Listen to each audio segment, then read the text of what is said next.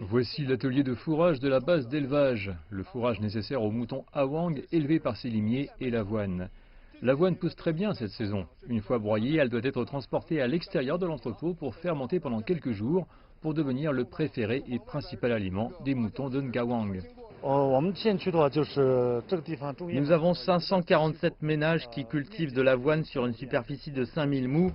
La base achète uniformément à 0,4 yuan la livre.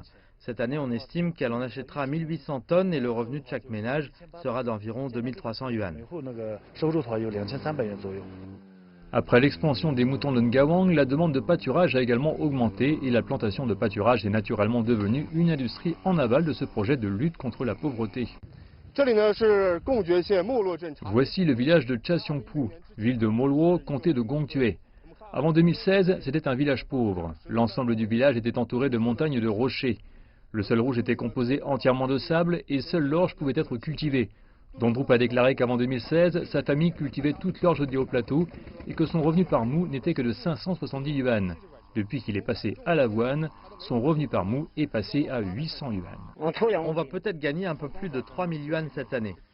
Un incendie en 2014 a détruit sa maison en terre et les Dondrup sont devenus un ménage pauvre depuis lors. À partir de 2016, avec l'aide du gouvernement du canton, il a non seulement augmenté ses revenus en replantant de l'avoine, mais le gouvernement du canton lui a également fourni un emploi. Le revenu annuel de l'oncle Dondrup dépasse désormais 10 000 yuan. La famille de 8 personnes de l'oncle Dondrup vit dans une nouvelle maison de 400 mètres carrés avec toutes sortes d'appareils électroménagers. Au début de cette année, il a également acheté un camion lourd grâce à un prêt sans intérêt.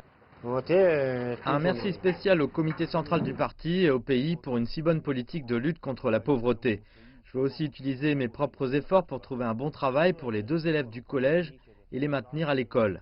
Pour résoudre le problème de l'augmentation des revenus des agriculteurs pauvres restants, le comté de Gongtue a également construit des serres de légumes dans certaines villes éloignées. Cette serre végétale utilise principalement des briques de ciment et de l'acier de canal pour éviter le climat changeant dans le plateau.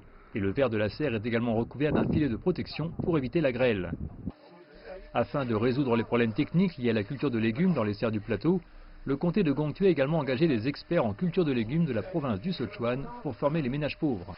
C'est de la laitue verte, elle pousse très bien. Le maïs semé en avril de cette année a déjà mis des épis.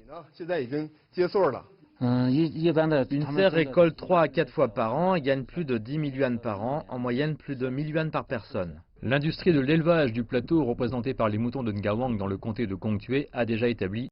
Parallèlement, la zone locale développe également vigoureusement les industries culturelles représentées par l'artisanat traditionnel. Grâce au modèle de fonctionnement base plus coopérative, d'autres ménages pauvres peuvent acquérir des compétences. Le secrétaire général Xi Jinping a déclaré que personne ne pouvait être laissé pour compte sur la voie de la confiance culturelle et de la réduction de la pauvreté. Par conséquent, avec une si bonne politique, nous devons utiliser nos propres cerveaux et mains pour nous engager ensemble sur la voie de la prospérité.